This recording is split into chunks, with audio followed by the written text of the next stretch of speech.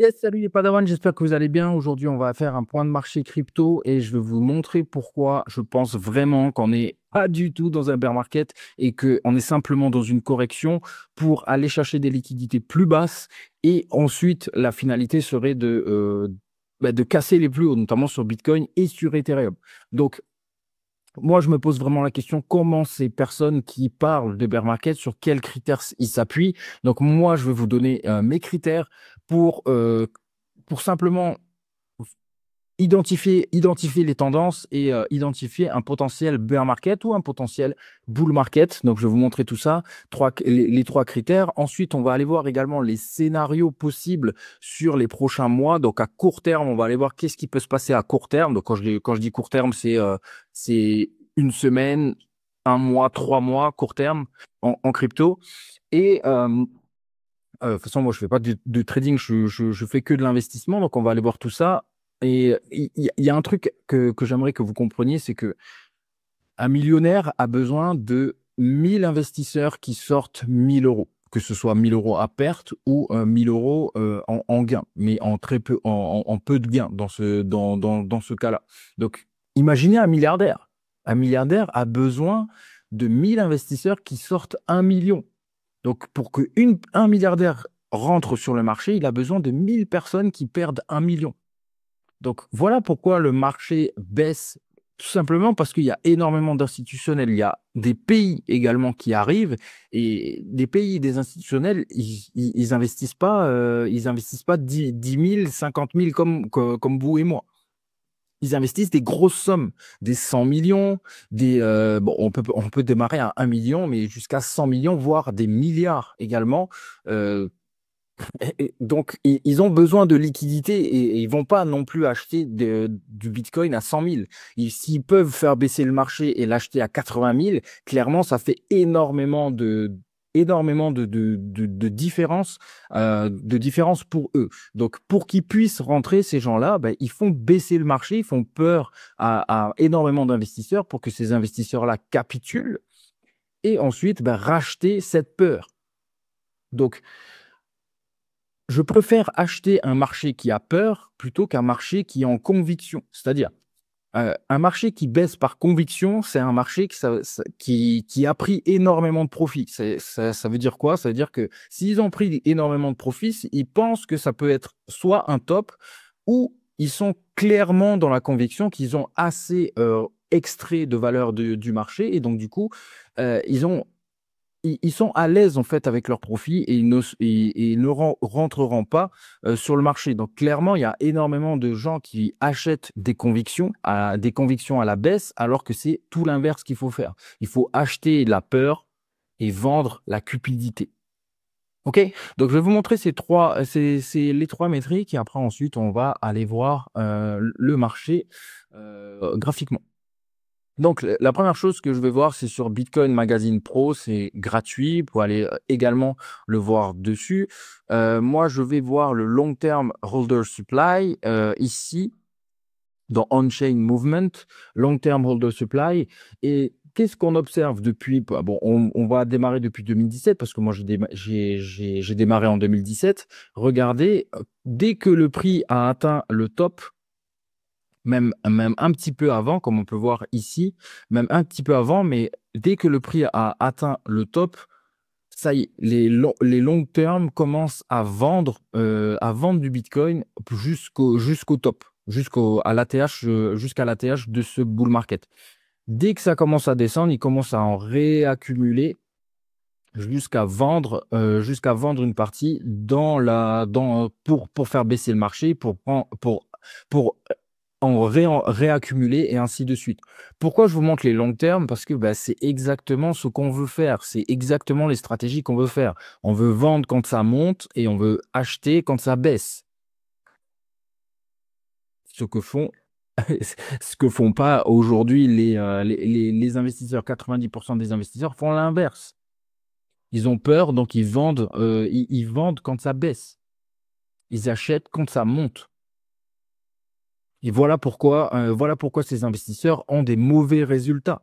C'est une question de stratégie et beaucoup de mindset, mais j'ai tendance à dire que le mindset en investissement, ben simplement il faut des métriques, faut des chiffres sur lesquels ou des chiffres et des courbes sur lesquels se baser pour prendre des décisions. Voilà. Donc regardez ce qui s'est passé également en 2021 dès que le prix a atteint son ancien ATH ici de 2017, ça y est, les holders long terme commencent à vendre jusqu'au top ici. Dès que ça baisse, ils commencent à en réaccumuler. Bon, ben là, ça a fait un double top parce qu'ils ont accumulé un max ici. Et dès que ça a commencé à rebaisser, voilà, ils ont quand même réaccumulé pas mal. Et dès que le prix a réatteint son top ici, bam, ils ont commencé à vendre également. Là, ils ont réaccumulé, ainsi de suite. Et qu'est-ce qui se passe, les amis? Ici, depuis le 11 mars, ils commencent à en réaccumuler. Là, vous regardez LTH, donc Long Term Holder, qui était à 14 millions et là, qui était à 14 296 000. Et là, on est remonté à 556 000. Donc, ça veut dire que long-term holders se replacent dans la baisse et ce qui pourrait, donc, du coup, comme on l'a vu ici, ils réaccumulent, nous refaire un top. Aussi simple que ça. Sinon, ces gens-là ne rachèteraient pas. Pourquoi ils rachètent? Ben, simplement parce qu'il y a énormément de peur sur le marché et ils en profitent pour acheter du Bitcoin moins cher, je dirais. Donc ça, c'est la première chose. Et qu'est-ce qui se passe chez les short term, du coup? Chez les short term, ben, ils font exactement l'inverse. Eux, ils achètent dans la montée, c'est ce que je vous disais tout à l'heure. Voilà, le Bitcoin commence à monter, ils achètent énormément dans la montée jusqu'au top et ils vendent dans la descente. Donc c'est exactement ce qu'on veut pas faire. On veut pas suivre ces investisseurs-là parce que tout simplement, ils font l'inverse de ce qui est des stratégies rentables. Pareil ici, dans la montée, alors que c'est le crash Covid. Dans le crash Covid, ils ont vendu. Regardez, là, on en fait des plus hauts de plus en plus bas. Dans le crash Covid, ils ont monté, alors ils ont vendu alors qu'il fallait acheter. Et c'est dans la montée, dans la confirmation de la montée, qu'ils ont acheté massivement. Et qu'est-ce qu'ils font actuellement?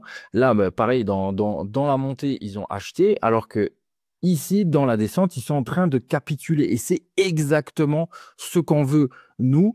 C'est-à-dire que les institutionnels veulent faire peur, veulent faire capituler, donc du coup, les short term, laisser, en fait, pour laisser les whales, en fait, rentrer. Donc, c'est exactement ce qu'on veut. On est passé quand même de 5 538 000 à 5 282 000. Donc, comme je vous ai dit, 1000 investisseurs qui perdent 1000 euros. Et là, ben, on peut se caler un peu là-dessus. Mais ce qui se passe, encore une fois, la même date depuis le 11 mars, depuis la grosse baisse qu'on a eu, on a eu un bas temporaire le 11 mars. Clairement, il y a une capitulation de la part des short term. Donc, il va falloir que vraiment les short term capitulent massivement, qu'on retourne dans des médianes, dans des médianes ici, pour que un maximum de long terme puisse rentrer sur le marché. Ça, c'était donc les long term accumulent, les short term capitulent. Et c'est exactement je dis beaucoup exactement, mais c'est exactement le scénario qu'on veut voir. C'est ça qu'on veut voir pour pouvoir se dire, OK, là, on a un regain. En fait, on a le scénario qui peut refaire monter le marché. Ensuite, moi, je regarde énormément le MVRV Z-Score ici, qui est juste là d'ailleurs. Le MVRV Z-Score que je regarde énormément. Pourquoi? Parce que je le maîtrise bien. Ça m'avait permis en 2021 de faire pas mal de profits. Et du coup, comment ça fonctionne? Ben, la bande verte, c'est des zones historiques d'achat, aussi simple que ça. La bande rouge, zone historique de vente. Ici, on est encore dans des médianes, on n'est même pas encore aux médianes, on est à 1,59. Clairement, depuis le début, donc le début de la montée là, de Bitcoin, on n'est même pas arrivé à 4, les amis. Donc clairement, je ne vois pas du tout un bear market maintenant. Ça s'appellerait même pas un bear market. Au final, ce serait un refus, un refus de monter. En fait, c'est simplement une correction. Simplement une correction, les amis. Donc, on est monté à un max 3,36 et 3,36, ben, pareil qu'ici, en 2019, ok, ça a rebaissé, c'est revenu dans des zones historiques d'achat. Mais qu'est-ce qu'on avait après? Ben, on avait une belle montée, hein, clairement, qui est venue dans la zone rouge. C'est ça qu'on veut voir au moment de vendre. Donc, pour les personnes qui diraient, qui ont du mal en fait à se dire quand est-ce que je dois acheter, quand est-ce que je dois vendre, ben ce graphique permet vraiment de prendre des décisions qui sont assez chirurgicales, clairement. Tant qu'on est dans le vert, on peut acheter et quand on est en zone de surchauffe, dans les zones rouges, ben c'est là qu'il faut commencer à vendre. Voilà. Ça, c'était le deuxième métrique que je regarde énormément. Troisième métrique, on va aller sur le graphique. Troisième métrique que je regarde, bah, c'est cette courbe-là. Cette courbe-là, en fait, c'est USDC, USDT et le DAI, donc c'est-à-dire l'apport de liquidité en stablecoin sur le marché. Et clairement, on a une hausse. Hein. Clairement, on a une hausse de l'ajout de liquidité de stablecoin. Pourquoi? Bah, parce qu'il y en a énormément qui achètent des cryptos maintenant. Donc là, on est sur Bitcoin, hein, bien sûr, mais il y a pas mal de personnes qui achètent du Bitcoin en ce moment. Donc là, je suis en weekly, mais si je vais en daily, regardez, depuis le bas de marché qu'on a eu là, on a eu une explosion du nombre de stablecoins. Donc on est passé de 197 milliards à 202 milliards. Donc il y a vraiment pas mal de stablecoins qui est arrivé sur le marché pour racheter justement ces baisses-là. Et parlons maintenant du coup de la partie graphique. Qu'est-ce qu'on peut voir sur les prochains? Je, je vais me remettre en weekly. Voilà, parce que bah, c'est l'unité de temps que je privilégie parce que je suis un investisseur moyen long terme. Et voilà le scénario qu'on peut avoir. Là, je pense en tout cas pour l'instant qu'on a creusé un A. On peut avoir potentiellement un B qui revient dans ces zones-là, donc entre 92 000 et 96 000. On peut avoir un B qui revient dans ces zones-là. Donc faites attention, les amis. C'est pas parce que ça y est, Bitcoin va revenir dans ces zones-là que ça y est, c'est reparti. Non, justement. Pourquoi? Je vais vous expliquer un autre truc, c'est que c'est pareil. Il y a des personnes qui se sont placées ici en pensant que que ça allait donner bien plus haut. Donc, du coup, ces personnes-là sont bloquées. Et on est justement dans la zone des 0,50, des 0,50 au niveau du FIBO. Et qu'est-ce que veulent faire ces gens-là? Ben, ils veulent sortir parce qu'ils savent qu'il y a énormément de probabilités que le C vienne creuser plus bas que le A. Donc, ils veulent sortir même à zéro. Pour eux, perdre de l'argent, c'est perdre de l'argent. Ben voilà, s'ils perdent même 5-10%, c'est énormément de cash. Donc, ils veulent pas s'exposer à ça. Donc, ceux qui sont rentrés dans ces zones-là, ils veulent sortir leur liquidité pour racheter plus bas. Donc, cette liquidité-là, la reprendre et la remettre dans ces zones-là. Clac. Pareil hop, pareil pour lui. Pareil pour lui, remettre leur liquidité bien plus basse et améliorer leur rentabilité en achetant bien plus bas. Donc voilà pourquoi il y a des zones de B en fait qui sont intéressantes pour sortir pour ces personnes-là. Donc ça, c'est sur Bitcoin. Sur Ether, j'ai deux scénarios en soi qui pourraient être possibles. J'ai ce scénario, le grand scénario A, B, C. Ça, je l'avais déjà montré plusieurs fois, même quand il était déjà dans ces zones-là. On peut avoir un ABC qui se profile. Donc un ABC, c'est un régular, quoi. Un régular qui se profile. euh, qui peut descendre, du coup, qui peut venir casser les 880. Alors, encore une fois, là, vous allez me dire, oui, bon, c'est 880, c'est bas, et est-ce qu'on sera toujours en tendance haussière? Je pense que oui, effectivement, parce que bah, Ethereum n'a pas encore cassé son top, et ça viendrait donc, du coup, clôturer cette structure graphique. Ça, c'est la première. Et la deuxième, à plus court terme, donc ça, c'est du long terme. Et ça, enfin, long terme, c'est moyen terme, on va dire. Et à plus court terme, on peut avoir ça. Ce- Cette structure-là, avec un A qui creuse jusqu'ici. Donc là, pour l'instant, sur Ethereum, on n'a pas encore un signal haussier. Donc le A, en fait, peut creuser bien plus bas. Et j'avais déjà mis un Fibo qui peut, dans la zone des 0,786, qui peut creuser jusque-là. Donc pour l'instant, cette zone-là n'est pas encore confirmée, hein, clairement. Donc cette zone-là n'est pas encore confirmée. Ça peut descendre bien plus bas et ça peut descendre bien plus bas et le B corriger, corriger dans des zones un peu plus basses que celles que je vous ai montrées. Mais si on reste dans ce cas-là, voilà, si on reste dans ce cas-là où le A serait potentiellement terminé, on peut avoir un B qui monte dans ces zones-là. Donc encore une fois, ne vous réjouissez pas que ce B, enfin ne vous réjouissez pas que ça y est, c'est reparti. On peut avoir un B donc qui vient, ces personnes-là, qui vient permettre à toutes ces personnes qui sont rentrées ici de sortir, simplement, de sortir ici et de sortir ici pour justement pouvoir les réinvestir plus basses et à améliorer leur rentabilité. OK?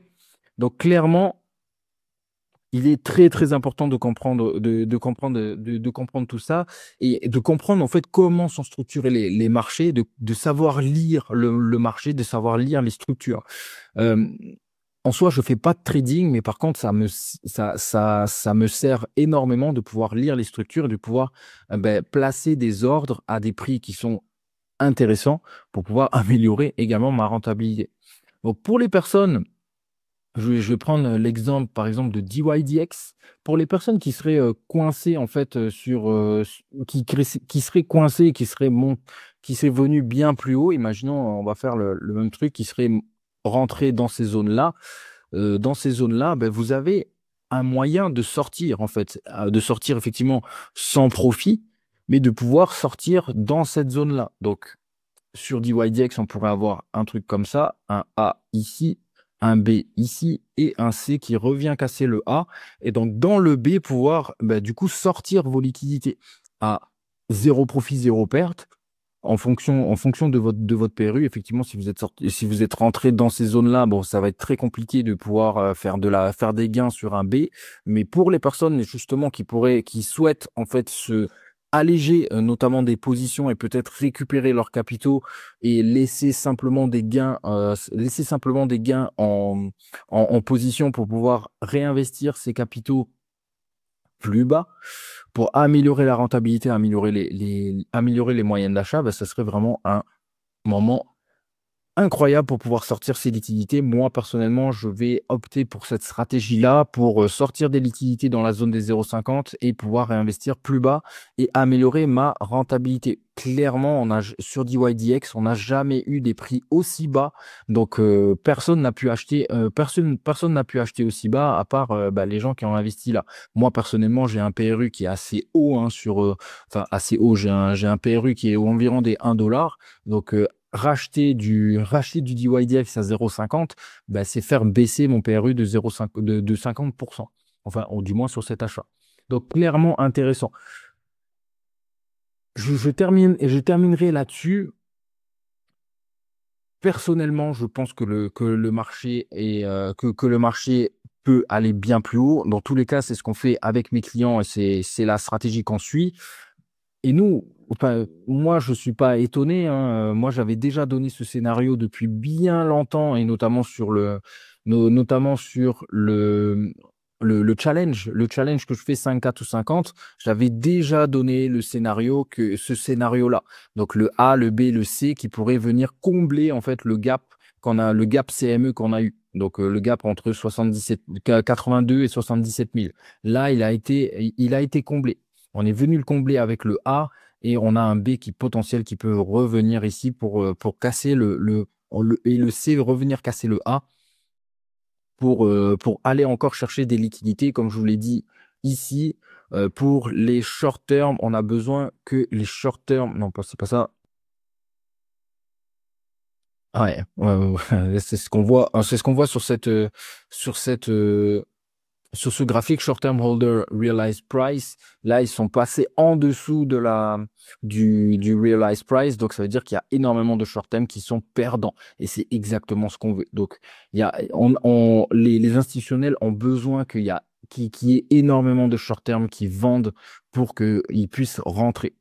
Donc voilà pourquoi je disais qu'on peut aller chercher encore plus bas au niveau des 72 000, peut-être bien plus bas. J'ai cette zone de liquidité qui est toujours visible ici à 64 000. Donc ça serait ultra intéressant. Mais par contre, la finalité de tout ça, c'est le plus haut, d'aller chercher les plus hauts, clairement. Pareil sur Ethereum, la finalité, c'est d'aller chercher les plus hauts également ici, d'aller chercher les plus hauts. Plus ça baisse fort, plus le mouvement haussier qui va suivre sera extrêmement puissant. C'est une règle qui existe sur les marchés et ça marche à l'inverse. Plus c'est fort à la hausse, plus c'est fort à la baisse. Ethereum, faut pas l'oublier quand même, Ethereum a fait énormément de profits, a fait énormément de millionnaires, hein, clairement, et clairement énormément de millionnaires, 5 649%. Il faut bien que ça corrige à un moment donné. Et oui, là, on y est. Et oui, là, on y est. Donc, ne vous étonnez pas que certaines cryptos soient en retard parce que le marché de 2000, enfin, le marché crypto de 2021 a été surpuissant et il faut que ça corrige, notamment pour Injective, par exemple, qui a fait 4633%. Et ça, c'est depuis juillet 2022. Depuis juillet 2022, il nous a fait c'est juste énorme, quoi. C'est juste énorme. Il nous a fait un 4700%. Tu as investi 1000 balles, 1000 balles ici, tu as fait 4 millions, quoi. 4 600 000. C'est juste incroyable. Donc, il faut que tout ça corrige pour aller chercher des liquidités plus basses, faire peur aux gens. Et ensuite, la finalité, encore une fois, est de venir casser les plus hauts. Donc, si moi, personnellement, ben voilà, j'ai mes plus bas ici, donc j'ai acheté à 13, j'ai acheté à 11 et ici j'ai un plus bas à 8. Donc je vais en profiter et pour faire baisser mon PRU qui était assez haut sur Injective à 25 $, hein, clairement. Là, avec ces achats-là, je peux le faire baisser dans les environs des 15 $ pour un retour sur le plus haut à 240, enfin, qui ferait 243%. Donc, c'est parfait, ça rentre dans ma stratégie personnelle. Voilà, j'ai fait une aparté avec Injective, mais bref, je pense vraiment, soyez solides. Les personnes qui restent sur le marché aujourd'hui seront considérées comme chanceux dans 6 mois, 1 an. Les gens diront, ouais, tu as eu de la chance d'acheter à ces prix-là. Ouais, ouais, mais clairement, tu n'étais pas sur le marché à ce moment-là parce que c'était très dur, c'est très dur de garder ses positions aujourd'hui. Mais par contre, il y aura énormément de valeur ajoutée, énormément de profits, de plus-value sur les prochains mois. C'est ma pensée. Donc, que vous me suivez ou pas, je m'en fous en soi. Moi, c'est ce que je pense. Je pense également que ça peut servir à d'autres personnes. Donc, si vous avez si vous avez les mêmes convictions que moi et que vous souhaitez les partager à d'autres personnes, partagez cette vidéo, mettez un like également, ça aide la chaîne. Et ça m'aidera tout simplement à savoir que vous avez aimé la chaîne. Mettez-moi en commentaire, comme je l'ai dit au début de la vidéo, s'il y a des cryptos que vous souhaiteriez que j'analyse et pour voir en fait des stratégies d'achat dessus. Ok? Allez guys, je vous laisse là-dessus. Je vous souhaite une bonne semaine et soyez forts, soyez forts. Allez, ciao, ciao.